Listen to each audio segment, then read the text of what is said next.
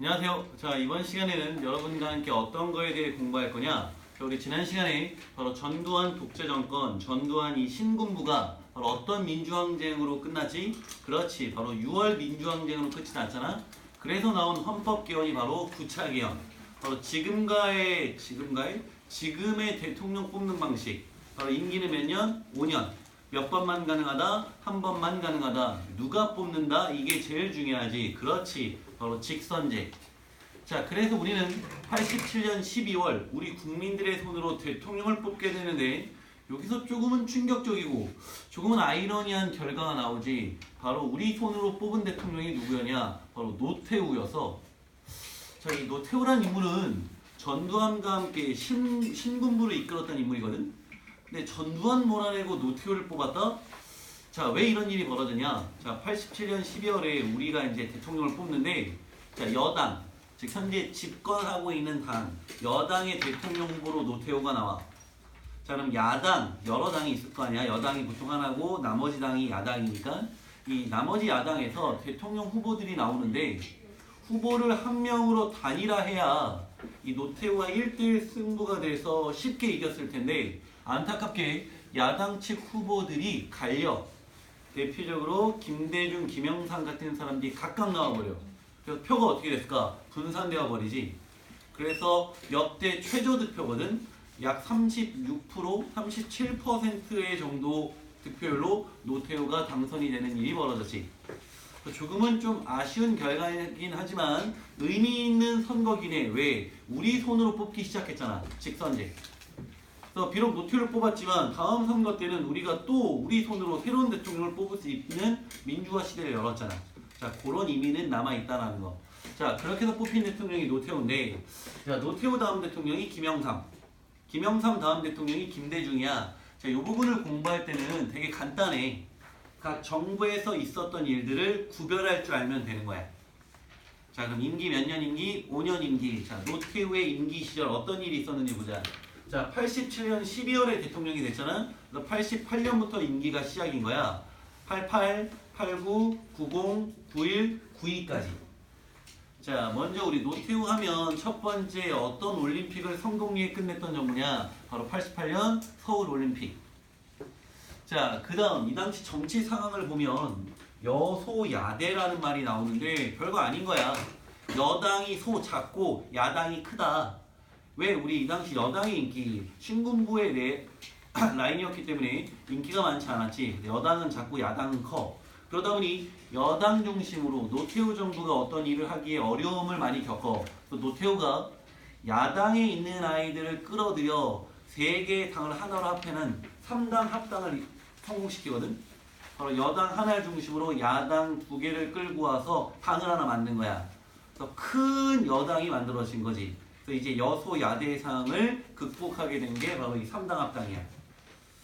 자, 그럼 이제 나름 정치를 쉽게 할 수 있게 된 거잖아. 그래서 이제 본격적으로 원하는 것들을 하는데 대표적인 정책이 바로 국방정책이야. 자, 무슨 말이냐? 북쪽으로 나아가자. 자, 북쪽과 싸우자는 뜻이 아니야. 이 80년 후반부터 90년 초반까지는 전 세계사적으로 냉전 체제가 끝나는 시점이거든. 즉 냉전이 끝난다. 즉 미소의 대립관계가 끝난다. 우리도 공산주의 국가들과 대립각만 세우지 말고 같이 교류하고 협력하자. 그게 바로 국방정책이야. 자, 그래서 90년에 공산주의 국가의 대장국까지 소련과 국교를 체결하고 91년도에는 남과 북이 동시에 유엔에 가입하는 아주 의미 있는 일도 벌이게 되는 거지. 그리고 남과 북이 우리 박정희 때 7.4 남북 공동성명 이후 거의 20여 년 만이지. 자, 남북 기본합의서라는 우리 앞으로 평화통일하자. 그리고 우리 화해하자. 우리 자주 교류하자라는 약속을 담은 남북 기본합의서를 발표하게 되는 거지. 즉 분위기는 냉전이 끝나가고 있는 분위기. 자, 이런 와중에 92년 공산주의 국가를 상징하는 또 다른 나라 중국과도 국교를 맺게 되지. 자, 그래서 우리 노태우 정권에서 가장 많이 물어보는 정책이 바로 국방정책이야. 공산주의 국가와 어떻게 친하게 됐고 어떤 과정을 거쳤는지. 자, 그리고 우리 지방자치제. 이게 본격적인 실시가 아니라 이제 막 처음 실시되는 부분적 실시가 노태우 때 나타나게 되는 거지.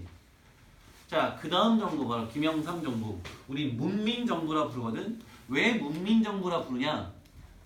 여기서 문은 무신과 문신을 구별할 때 그 문자야. 즉 김영삼은 군인 출신이 아니잖아. 평범한 정치인, 문신이다, 문인이다.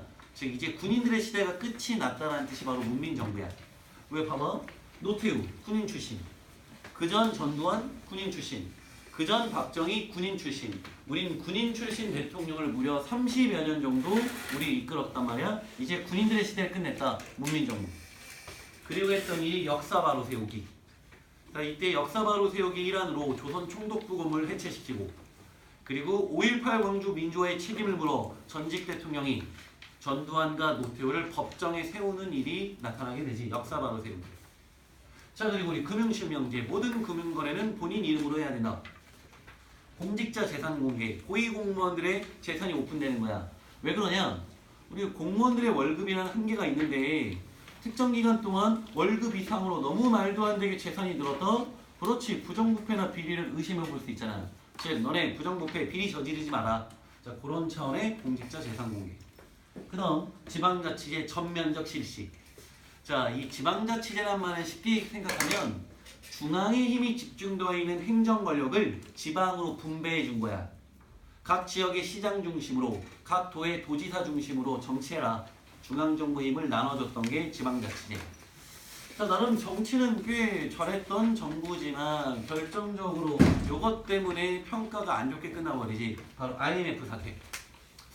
IMF는 국제통화기금이라 그래서 회원국가들이 이렇게 돈을 모아놓는 단체야. 이 IMF가 어려운 나라 돈 빌려주고 도와주는 거거든. 그럼 IMF가 우리를 도와줬다? 그게 IMF 사태거든. 우리나라 경제가 아작난 거야. 쉽게 얘기해서. 우리나라 국가 부도가 일어난 거야. 그게 바로 IMF 사태. 자, 이게 바로 김영삼 정부. 자, 그 다음 정부가 바로 김대중 정부거든. 그러면 앞선 IMF 국가 부도, 국가 경제가 무너졌잖아. 그럼 제일 먼저 해야 될 게 뭘까? 살려야지. IMF 극복. 그래서 했던 유명한 게 금모으기 운동 이런 게 있잖아. 근데 왜 금모으기 운동 같은 거 했냐? 자, 이때 국가 부도가 일어난, 나라 경제가 파탄난 가장 큰 이유는 국내에 달러 보유가 적었어. 그래서 외국에 우리가 돈을 갚을 때 달러로 갚아야 되는데 달러가 없었단 말이야. 근데 이때 지금도 마찬가지겠지만 달러만큼 전 세계적으로 공통적으로 사용될 수 있는 게 뭐냐? 금이야, 금. 우리 달러가 부족하니 금을 모아서 금으로 대체하고 금으로 갚자라고 해서 금 모으기 운동이 나타나게 된 거지. 그래서 이때 우리 국민들 대단했지. 우리나라 문정 멋져. 자부심을 가져도 된다. 그리고 이때 구조조정. 기업들이 너무 거대하다. 다이어트해서 명쾌하게 깔끔하게 기업 운영하면서 우리 IMF 극복해야 된다라는 이유로 구조조정 실시되는데 이때 실업자들이 엄청 발생하는 약간의 부작용도 나타나게 됐던 거지. 자, 그래도 우리 자부심을 가져야 되는 게 전 세계에서 가장 빨리 IMF 문제를 해결한 나라가 바로 우리나라라는 거 기억했으면 좋겠어. 자, 그다음 우리 김대중 정부의 대표 정책, 햇볕 정책. 이게 뭐냐면 우리 이소부와 보면 해랑 바람이 나그네 지나가는데 외투 누가 먼저 외투를 벗게 하나 이런 이야기 있잖아. 바람은 막 바람을 세게 불지. 외투를 벗기는커녕 오히려 감싸 안잖아. 반면 해는 어떻게 했어? 따뜻하게 쌀에 비추니 나그네가 외투를 자연스럽게 벗게 되잖아. 북한도 마찬가지다. 친구하자, 나랑 잘 지내자, 핵 개발하지 마라, 압박하면 더 움츠려든다 이거야. 즉 따뜻한 시선으로 도와주면서 기다려주자. 그게 햇볕 정책이야. 그 햇볕 정책에 당시 북한의 리더였던 김정일이 응답하게 되지. 분단 이래 최초로 남의 정상 김대중과 북의 정상 김정일이 만나게 되는 거지. 그리고 그 만남 결과 6.15 남북 공동선언이 발표되게 되는 거야. 남과 북이 친하게 지내겠다.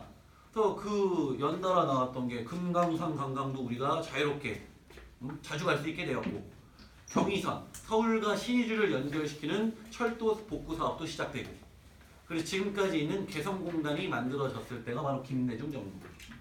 그리고 전두환 정부 때 있었던 이산가족 만남이 오랜만에 부활한 게 바로 김대중 때 다시 한번 이산가족 만남이 추진되게 되는 거지. 자, 여기까지가 김대중 정부인데, 자, 오늘 배우는 내용은 굉장히 간단하다. 노태우, 김영삼, 김대중 정부의 정책들을 구별할 수 있는가? 예를 들어 소련과 중국과 교류 맺었다. 아하, 노태우. 역사 바로 세우기. 아하, 김영삼. 햇볕 정책. 아하, 김대중. 이렇게 구별할 줄 알면 되는 거야.